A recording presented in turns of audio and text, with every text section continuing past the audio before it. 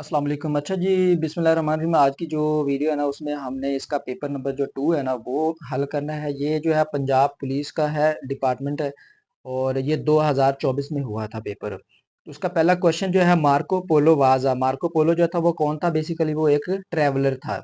Next है जी, who is called desert fox? Desert fox तो ये खिताब दिया गया था जनरल इरविन रोमेल को।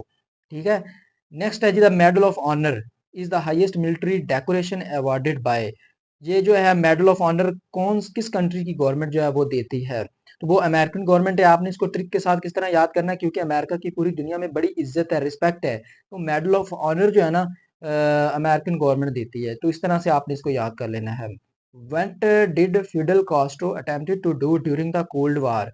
कोल्ड वार के अंदर जो फिडल कास्ट्रो ने अहम सरंजाम कारनामा जो है सरंजाम क्या दिया था? उसने जो है ना अलाउ किया था Soviet missile base to be built in Cuba. ठीक है। नेक्स्ट है जी, नफ्ता यानी North American free trade agreement is the treaty entered into by and United States. तो इसमें जो है ना वो कह रहा है कि नफ्ता जो ट्रीटी हुआ था तो वो यूएस के साथ साथ बाकी दूसरा कंट्री कौन सा एंटर हुआ था उसके अंदर? कनाडा और मेक्सिको। ठीक है। Next, in 1946 who called for the complete elimination of nuclear weapons? अच्छा जी, 1946 के अंदर कौन सी इंटरनेशनल बॉडी थी जिसने न्यूक्लियर वेपन्स की कंप्लीट एलिमिनेशन के ऑर्डर्स जारी किए थे? तो वो यूनाइटेड नेशन जनरल असेंबली जो थी उसने कंप्लीट एलिमिनेशन के लिए कहा था। How many member states are there in the United Nation? तो यूनाइटेड नेशन के अंदर कितने टोटल कंट्रीज हैं? 193 मेंबर्स हैं उसके। उसके अंदर दो जो मेंबर स्टेट्स हैं ना वो अभी तक अंडर कंसिडरेशन है, वो अभी इसका हिस्सा बने नहीं। उनमें एक फलस्तीन है और दूसरा आई थिंक वेटिकन सिटी है। नेक्स्ट है जी, the Arab League was established in. Arab League जो थी वो कब इस्टेब्लिश की गई थी?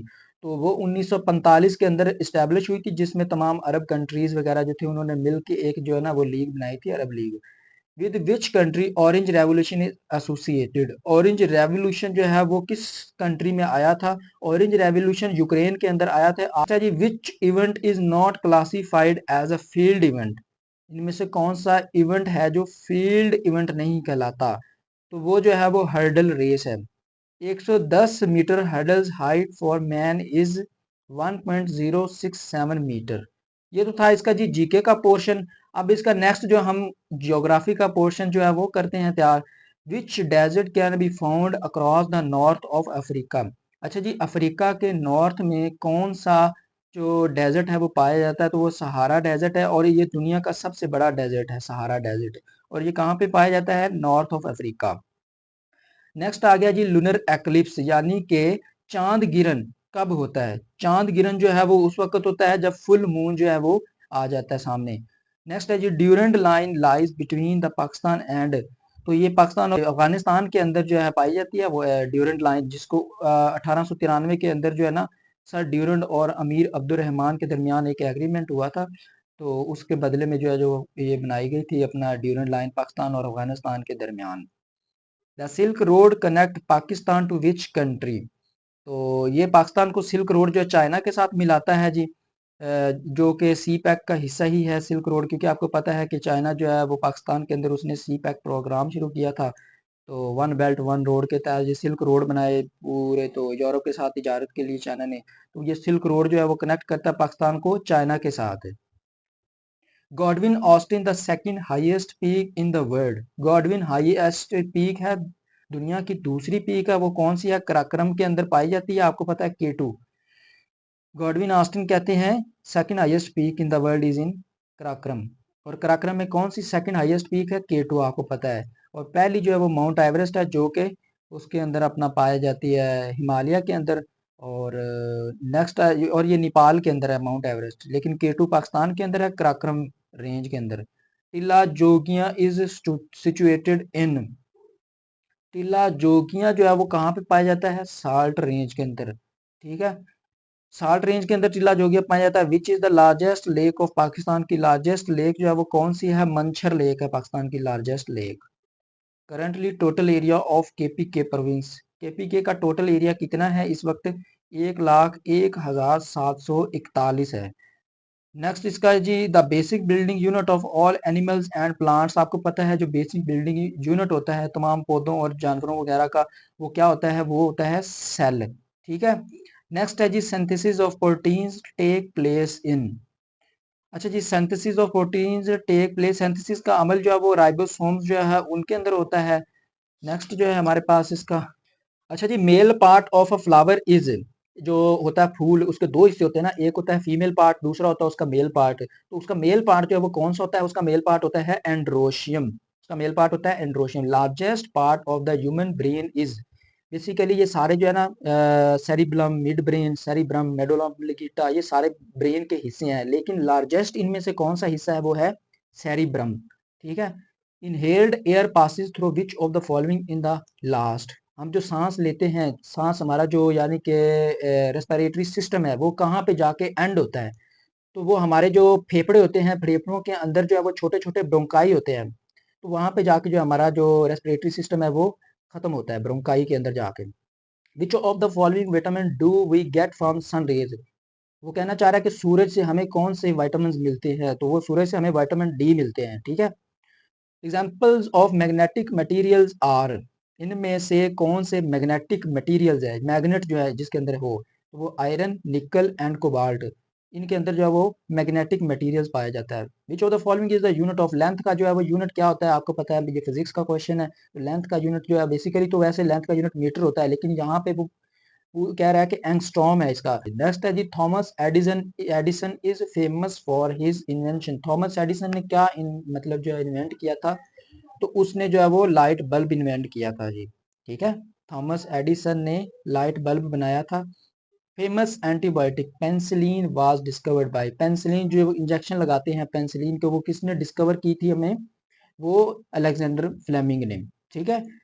नेक्स्ट है जी, the Saragarhi battle against the Afghan army is perceived as the best, जो सरागढ़ी बैटल हुई थी अफगान के अगेंस्ट, उसको किसका नाम दिया गया था, तो वो लास्ट स्टैंड बैटल थी। ये पाकिस्तान अफेयर के आगे क्वेश्चन है।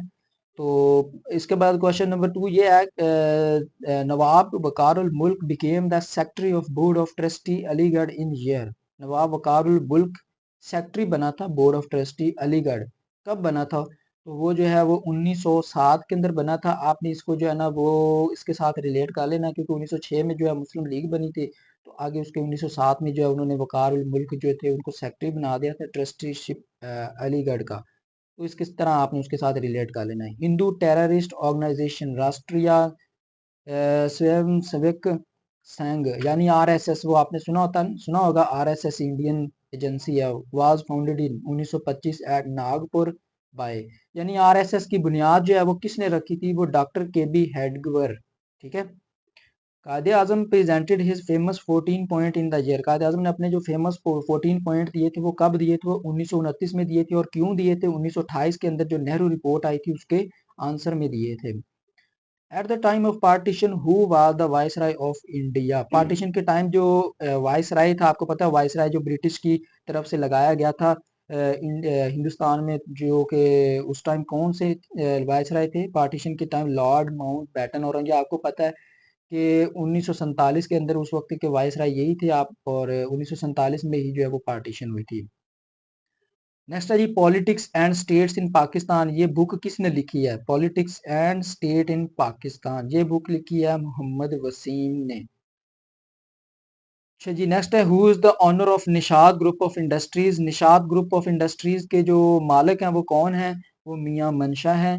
और नेक्स्ट है जी, आगे करंट अफेयर के क्वेश्चन आगे है हमारे, Sadiq Khan became mayor of London इन 2021, ये सादिक खान जो है ना वो लंदन के मेयर है, जिस तरह आपने सुना होगा कुछ ही दिन पहले न्यूयॉर्क के भी एक मेयर जो है वो इलेक्ट हुए थे, ज़ोहरान ममदानी, उसी तरह जो है वो सादिक खान भी लंदन के मेयर इलेक्ट हुए थे 2021 में। तो वो कितनी दफ़ा जो कौन से मतलब दफ़ा सिलेक्ट हुए थे, इलेक्ट हुए थे, तो वो जो है दूसरी दफ़ा इलेक्ट हुए थे लंदन के मेयर।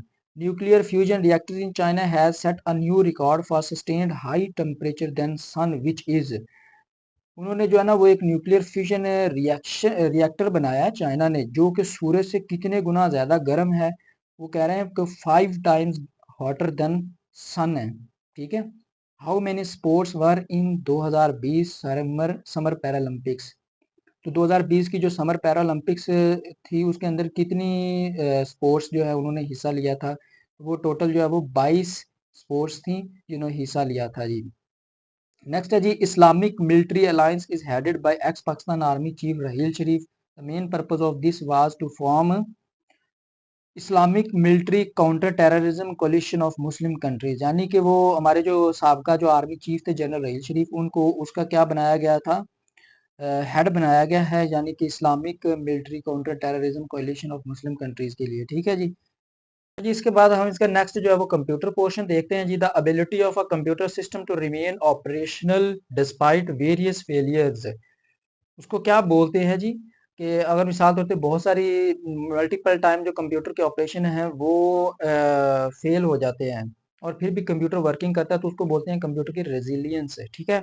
नेक्स्ट है जी, Microsoft window is the software developed by, जो एम एस विंडो है यानी कि जो हमारे सिस्टम को चलाती है सॉफ्टवेयर विंडो है, वो किसने बनाया, तो वो माइक्रोसॉफ्ट ने बनाया। आपको पता है माइक्रोसॉफ्ट के जो बानी है वो बिल गेट है। The primary purpose of an operating system is, primary purpose of operating system क्या है, to make the most efficient use of computer hardware, क्योंकि आपको पता है जो उसमें ऑपरेटिंग सिस्टम होता है वो उसका कंप्यूटर का बेसिकली ब्रेन समझ ले, सीपीयू के अंदर होता है, जो कि उसके तमाम जो हार्डवेयर कंपोनेंट्स है उनको कंट्रोल करता है। उसके अंदर जो सीपीयू, कीबोर्ड, मॉनिटर सबको जो है ना कंट्रोल किया जा रहा था ऑपरेटिंग सिस्टम के थ्रू। नेक्स्ट आ गया जी, double E PROM stands for, एक होता है रोम, एक होता है प्रोम, एक होता है ई प्रोम और एक होता है double E prom.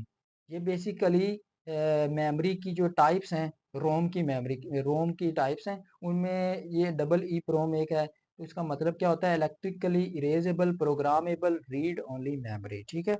One byte consist of, one byte जो होता है वो किसके इक्वल होता है, वो 8 बिट्स के इक्वल होता है। ठीक है। अभी जिस तरह बिट है, बाइट है, फिर मेगा बाइट होता है, फिर गीगा बाइट होता है, फिर टेरा बाइट होता है, फिर जीटा बाइट, इस तरह यानी कि जो है ना टेरा बाइट भी होता है। तो इसका बेसिक जो यूनिट है ना वो बिट है, बिट के बाद फिर बाइट आता है जी। 8 बिट मिलके एक बाइट बना देते हैं। ठीक है। 8 बिट मिलके एक बाइट बनाते हैं। An electronic logic gate whose output is logic 0 only when all inputs are logic 1 is, वो क्या होगा, नैंड गेट, यानी कि वो नैंड गेट का मतलब NOT AND gate. For example NAND gate, AND gate क्या होता है, उसमें अगर दोनों इनपुट जो है वो 1 होंगी तो हमें आउटपुट जो है वो 1 मिलेगी, अदरवाइज आउटपुट जो है वो हमें 0 मिलेगी। और नॉट एंड इसका उलट होगा। ठीक है। उसके बाद है जी, decoder is required in case of a, decoder is required in case of a multi micro instruction के लिए होता है। ठीक है, डिकोडर। नेक्स्ट है जी, dash began the development of the world wide web in 1989, जो हम डब्ल्यू यूज करते हैं वेब ब्राउजर के अंदर, वो किसने इजाद के वो मतलब बनाया था 1989 के अंदर, टिम बर्नर ली, उन्होंने जो है वो इसको बनाया था। नेक्स्ट है जी, which is used by the internet to communicate between device and networks, devices और नेटवर्क्स के दरमियान जो कम्युनिकेट करने के लिए इंटरनेट का इस्तेमाल किसके थ्रू होता है, इंटरनेट प्रोटोकॉल सूट, यानी कि वो आप समझ लो प्रोटोकॉल होते हैं बेसिकली, जिस तरह हम लॉज बनाते हैं, हर गवर्नमेंट के लॉज होते हैं, कॉन्स्टिट्यूशन लॉज होते हैं, इस तरह ही इंटरनेट के अंदर भी कुछ प्रोटोकॉल्स होते हैं, लॉज होते हैं, उनको प्रोटोकॉल्स बोलते हैं, इंटरनेट प्रोटोकॉल सूट, यानी जिसके अंदर तमाम इंटरनेट के लॉज होते हैं। अच्छा जी, इसके बाद नेक्स्ट क्वेश्चन है, what is the extension of Microsoft Excel, Microsoft Excel की जो एक्सटेंशन है वो क्या है, वो XLSX है। ये एक्स जो 2007 के बाद वर्जन आए थे ना उसमें एक्स ऐड कर दिया गया था, वरना इससे पहले XLS था, क्योंकि 2007 में इसका एक्सटेंडेड वर्जन आ गया था तो इसलिए उसके साथ जो है ना वो एक्स लगा दिया गया था। इसी तरह माइक्रोसॉफ्ट वर्ड है, तो उसका डॉट डॉक आता था 2007 से पहले, 2007 के बाद डॉट डॉक एक्स आना शुरू हो गया। और पावर पॉइंट का भी इसी तरह था कि डॉट पावर पॉइंट, फिर dot PPT x, sorry PPT x था इसकी पहली वो वर्जन, लेकिन वो बाद में फिर उसके अंदर एक्सटेंडेड वर्जन आने के बाद एक्स ऐड कर दिया गया था। Dash file execute MS power point, यानी कि पावर पॉइंट में हम कोई फाइल सेव करते हैं तो उसकी जो एक्सटेंशन है वो क्या बनती है, पावर pnt डॉट exe, यानी पावर पॉइंट एग्जीक्यूट। आप जब जाए ना रन कमांड में लिखें कंप्यूटर के अंदर power pnt dot exe, execute होता है, exe का मतलब होता है एग्जीक्यूट, तो वो हमारा पावर पॉइंट ओपन कर देता है। Dash is use to create a chart in M S Excel, M S Excel के अंदर बेसिकली अगर हमने चार्ट क्रिएट करना है तो उसके लिए हम शॉर्टकट की क्या यूज करेंगे, F11। ठीक है। नेक्स्ट आ जाएगा जी, पेज डाउन की बोर्ड की is use in the Microsoft word, Microsoft word के अंदर पेज डाउन की जो है वो किस लिए यूज की जाती है? Move the cursor one screen down. For example एक पेज ओपन किया हुआ है हमने, तो उसको वन स्क्रीन डाउन जाना है तो पेज डाउन की यूज करेंगे। ठीक है। विच of the following position is not available for font on MS word? तो वो कह रहा है कि एमएस वर्ड के अंदर बाकी सारी पोजीशंस पाई जाती है, लेकिन इनमें से एक पोजीशन नहीं पाई जाती। वो कौन सी होती है? फ़ॉन्ट की लोअर भी होता है, रेज्ड भी होता है, नॉर्मल भी होता है, लेकिन सेंटर्ड फ़ॉन्ट नहीं होता। ठीक है। आगे नेक्स्ट है, if the page size increase the internal fragmentation. Page size जो अगर वो इंक्रीज हो जाए तो उसकी इंटरनल फ्रेगमेंटेशन जो है वो भी इंक्रीज हो जाती है। ठीक है। नेक्स्ट है जी, in Excel workbook is a collection of. Workbook होता है माइक्रोसॉफ्ट एक्सेल के अंदर, और ये बहुत सारी जो है वर्कशीट्स और चार्ट्स पर मुश्तमिल होता है। ठीक है। ऑटो सम फीचर किस लिए यूज किया जाता है? ऑटो सम फीचर यूज होता है automatically add a range of cell values. Cell के अंदर हम मिसाल तौर पर बहुत सारी वैल्यूज ऐड किए, उनको हमने सम करना है तो सारी को सिलेक्ट करेंगे और ऑटो सम का ऑप्शन आता है ऊपर मेन मेन्यू में, वो क्लिक करेंगे तो वो सारी वैल्यूज आपकी जो है ना वो सम कर देगा, उनको ऐड कर देगा। Area formula help for performing calculation. Area formula जो है वो किसके लिए यूज किया जाता है? मल्टीपल के लिए यूज होता है, कंपोजिट करना हो या नेस्टेड करना हो। नेस्टेड, कंपोजिट, मल्टीपल तीनों के लिए यूज किया जाता है एरिया फार्मूला। माइक्रोसॉफ्ट एक्सेल के अंदर बेसिकली यूज होता है ये। Dash is not necessary while performing a mail merge operation. Mail merge operation जो है उसके अंदर वर्ड फील्ड ऑप्शन लाजमी नहीं होता, जरूरी नहीं होता कि उसको आप परफॉर्म करें तो मेल मर्ज होगी। मेल किसी को सेंड करना यानी कि माइक्रोसॉफ्ट एक्सेल वर्ड के अंदर। In M S PowerPoint the object on the slide use to hold the text are called. वो जो है प्लेस होल्डर होता है जी। इसका कहना क्या जाता है? एमएस पावर पॉइंट के अंदर object on the slide use to hold the text. For example हमने टेक्स्ट जो है वो कॉपी किया तो वो कहाँ पे थोड़ी देर के लिए रखा जाएगा जब तक हमको आगे नेक्स्ट पेस्ट नहीं करते, तो प्लेस होल्डर में जाके एक दफ़ा थोड़ी देर के लिए आर्जी तौर पे चला जाता है, फिर उसको जब पेस्ट करना हो तो वहां से चला जाता है पेस्ट वाली जगह पे। In MS power point on mouse click option can be used by. MS power point के अंदर जो क्लिक ऑप्शन होता है वो किसके लिए यूज किया जाता है? वो ट्रांजिशन और ऑन माउस क्लिक के लिए यूज किया जाता है। ठीक है। अच्छा जी, इसका नेक्स्ट आगे इस्लामिक स्टडी का पोर्शन आ जाता है जी।